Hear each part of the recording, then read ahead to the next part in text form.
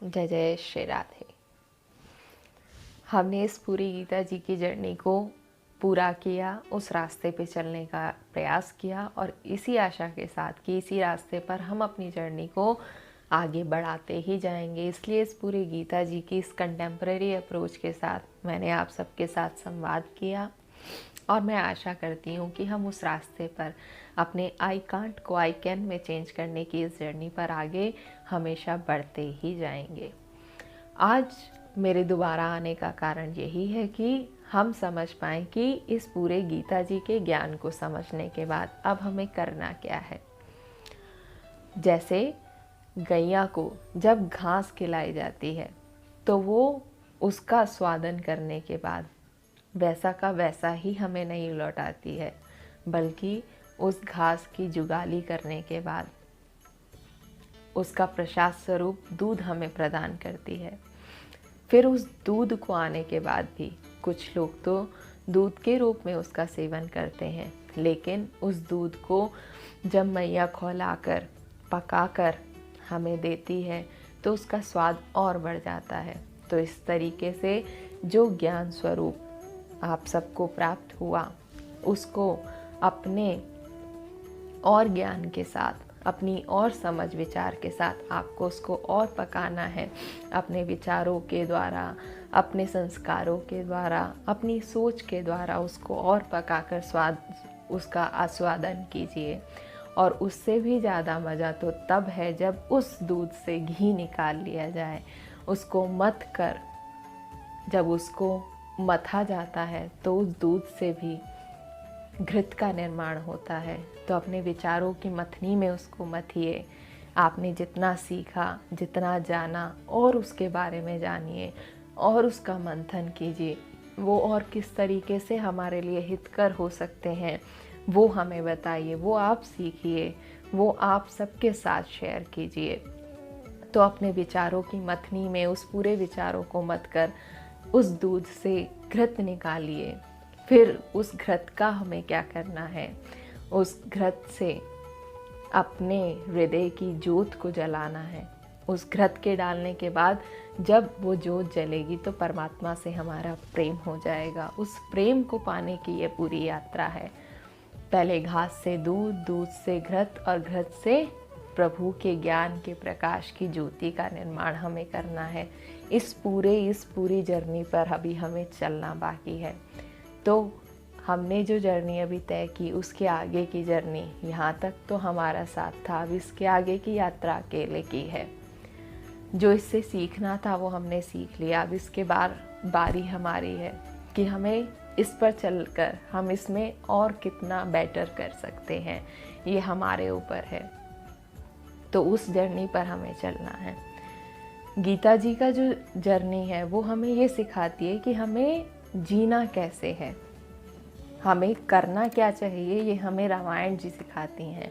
हमें क्या नहीं करना चाहिए वो महाभारत जी सिखाती हैं। लेकिन हमें जीना कैसे है ये हमें गीता जी सिखाती हैं, उसका ज्ञान सिखाता है। उस ज्ञान के रास्ते पे चलकर हम अपने जीवन को किस तरीके से सरल बना सकते हैं, कठिन से कठिन परिस्थितियों में हम किस प्रकार खुद को आगे बढ़ा सकते हैं।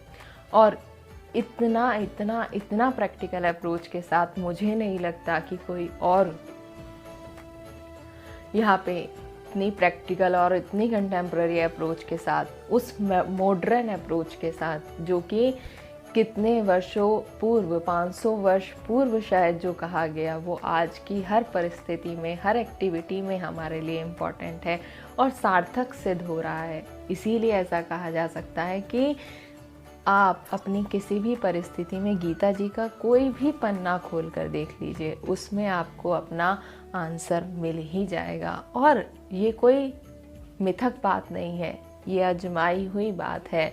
मेरा भरोसा है कि अगर आप कभी आपके जीवन में कोई परिस्थिति उत्पन्न हो, सम हो या विषम हो, जब भी आप अपने मार्ग से हट रहे हों, आपके मन में कोई विषाद उत्पन्न हो रहा हो, तो कृपा करके गीता जी का कोई भी पन्ना खोल के देखिए, आपको अपने प्रश्न का उत्तर मिलेगा ही मिलेगा।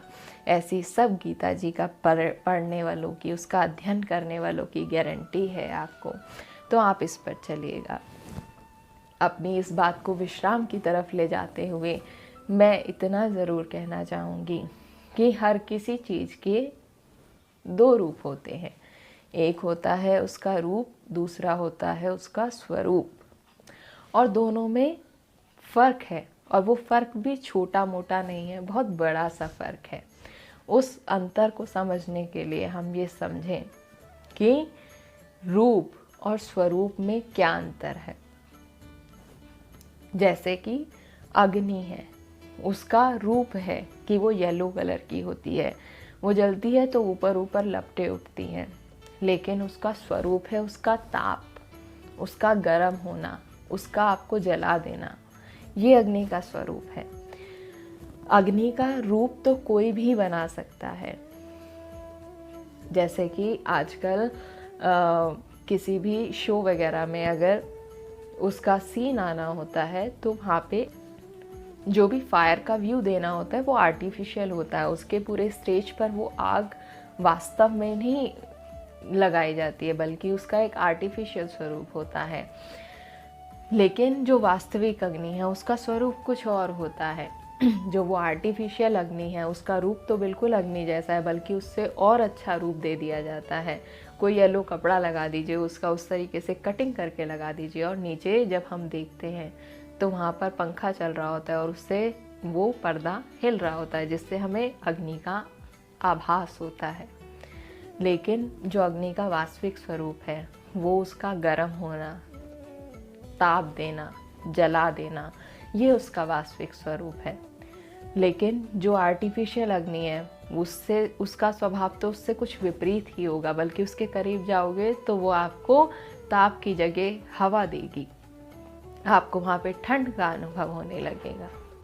ऐसे ही उस अग्नि का जो वास्तविक स्वरूप है वो है उसका गर्म होना, तापित होना।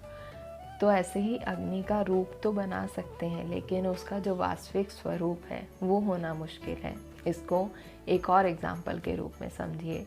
जैसा कि श्री कृष्ण का रूप और स्वरूप है, उनका रूप तो किसी बालक को भी बना दीजिए, उसमें मोर पंख लगा दीजिए, बांसुरी धारण करा दीजिए, माथे पर तिलक लगा दीजिए, बहुत सुंदर वो श्री कृष्ण का रूप लगेगा। लेकिन जो उनका वास्तविक स्वरूप है, उनका स्वभाव, उनका आचरण, वो तो श्री कृष्ण ही वास्तविक रूप में है, वो कोई और नहीं ले सकता।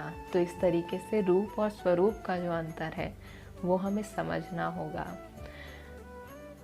इसकी चर्चा हमने एक बार पहले भी की थी कि ये जो हमारी पर्सनालिटी है, हमने इसके ऊपर एक मास्क धारण कर रखा है जो कि हमको अपने अनुरूप, जैसा कि हमारा वास्तविक स्वरूप है, उससे थोड़ा भटका देता है। तो हमें ये भारी आवरण जो है, चाहे वो मुंह पर लगा रहे, लेकिन अपने अंदर का स्वभाव जो है वो हमें किसी के लिए चेंज नहीं करना है। Mask is just like a personality, but we all need to see the person behind that persona. उस मुखौटे के पीछे जो आपका वास्तविक स्वरूप है, आपको उसके बारे में जानना है। इस वास्तविक जो शरीर है हमारा, उसका जो परमानेंट स्वरूप है वो उसका आत्मन स्वरूप है। उस आत्मा में बैठे परमात्मा के स्वरूप को हमने जानना है। ये इस पूरे गीता जी की जर्नी का, इस पूरे गीता जी के सार स्वरूप में हमने जाना है। अपने उस आत्मन स्वरूप को हमको विकसित करते हुए अपनी जो परमानेंट सोल, जो हम सबकी आत्मा है, उसके बारे में जानना है, उसको जगाना है, और एक पर्सन का जो वास्तविक स्वरूप है उसके बारे में जानते हुए अपनी इस जर्नी को आगे बढ़ाना है और हमें उसी रास्ते पर चलना है। ये हमारी एक सोच है। Gita ji is all about awakening your potential, that is the best which you can do. ये आपके अंदर काबिलियत है कि आप सदैव पूर्ण हो सकें, बल्कि कभी कभी नहीं। और ये कब संभव है? If you go above from your personal benefits to the higher perspective, then you definitely do your best. तब आप अपना हमेशा बेस्ट परफॉर्म कर सकेंगे। तो इस तरीके से इस गीता जी की यात्रा पर हमें चलना है और अपनी जर्नी को पूर्ण करते हुए अपनी A+ क्वालिटीज़ के साथ उस प्रभु से मिलन करना है।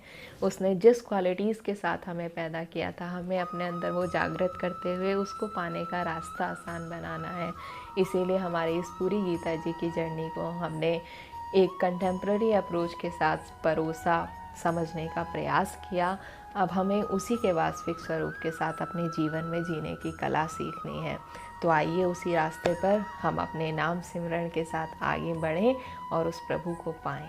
हरे राम राम राम हरे हरे, हरे कृष्ण कृष्ण कृष्ण हरे हरे, हरे राम राम राम हरे हरे, हरे कृष्ण कृष्ण कृष्ण हरे हरे, हरे राम राम राम हरे हरे, हरे कृष्ण कृष्ण कृष्ण हरे हरे। श्री राधे।